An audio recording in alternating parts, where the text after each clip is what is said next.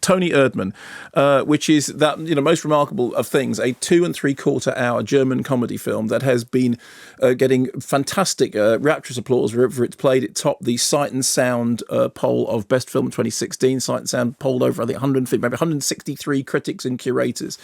And I remember hearing about the film and thinking, really? Is that possible? The answer is, unbelievably, yes, it is. So the film is written and directed by Marin Ade, and it stars Sandra Hüller, who I absolutely love. I'm a huge fan of Sandra Hüller. Right back to the days of, she made a film called Requiem for Hans Christian Schmidt back in 2006, 2007, which was a film which drew on a real life case back in the 1970s of a young woman who came to believe that she was possessed by demons. And it's the real case is very disturbing, and Requiem is brilliantly done because it's a film in which there is no apparently supernatural activity, but it rests on Sandra Hüller's brilliant performance, and she's mesmerising in it. So in this, she plays Ines Conradi, who is a careerist young woman who is estranged from her father, Winfried, played by Peter Simoniscek, and he is a perennial joker and a prankster, somebody who's 60s hippie ideals, teaches music, enjoys jokes, and yet is bedraggled and estranged from his daughter. She is now working in Bucharest, and he feels, after following the death of his dog, whom he loved very, very much, suddenly appears to have become sort of unmoored, and suddenly turns up in Bucharest, apparently to bring her a birthday present. She humours him at the beginning, and then, is polite but firm that she's working, and he has to go because she has stuff to get on with. He doesn't go, however. What he does is he sticks on a black comedy wig and a pair of goofy false teeth and starts turning up at events where she's there with colleagues and introducing himself as Tony Erdmann, who is variously a life coach, an entrepreneur, a dental management consultant, and essentially making a complete nuisance of himself. The question is, why is he doing it? Is he doing it to embarrass her? Is he doing it to humiliate her? Is he doing it to get into her world? At first, she's completely horrified. She tries to ignore him. She tries to distance herself from him. And yet somehow, in this weird, almost sort of stalkerish relationship that plays out, something starts to happen in the chemistry between the two of them. Now, the reason I like the film, well, there are many reasons. Firstly, you can read it on one level as a political satire about Europe, about globalization, about the way in which business can be depersonalizing. She is somebody who has grown up with parents with a father who is idealistic, and yet she now has a job as a consultant in which her job is basically to give businesses an excuse for firing people and not feeling bad about it because they can blame the consultants.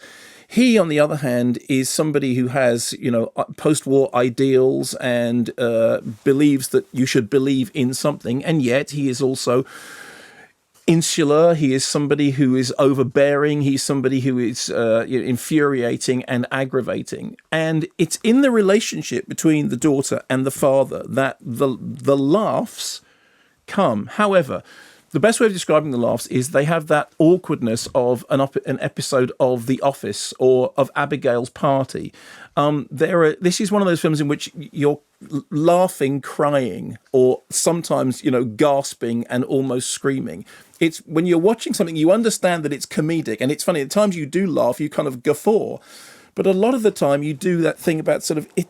It's kind of, there's one moment, there's a rendition of a song that I literally was hiding my head in my clothes because it was almost so embarrassing that my head was glowing. And what the director does so brilliantly is to understand exactly the right timing for a scene, exactly the right timing for a moment that is precisely on that line between actually, very convincing, very poignant, very natural, an awkward comedy about the estrangement between a father and a daughter, about dysfunction, about separation, about alienation, about somebody desperately trying to make contact, but doing it in a way which is completely inappropriate. On the other hand, it's kind of an anarchic comedy about a random element suddenly introduced into a very ordered circumstance and watching them pinball around in the strange chaos that they create. On another hand, it's a very, very sad movie. It's interesting. Apparently, the director said to her producer, this is not going to be a comedy. It's going to be a very, very long, sad film. And on one hand, it is. But it is also a comedy, and it is also a tragicomedy, and it is also a political satire. And it is also, in some of its most extreme moments, surreal in a way which recalls the films of Andrew Cotting, or, awkward in a way which, as I said, probably the easiest way of saying it is, those moments in The Office when you don't know whether to laugh or cry and you end up doing both. I think apparently they shot a huge amount of footage to get the right moments to be put there on screen. And whenever anybody says, a film is 2 hours, 40 minutes long, it's not something that makes you think, well, in that case, it's completely disciplined and it's completely the right length.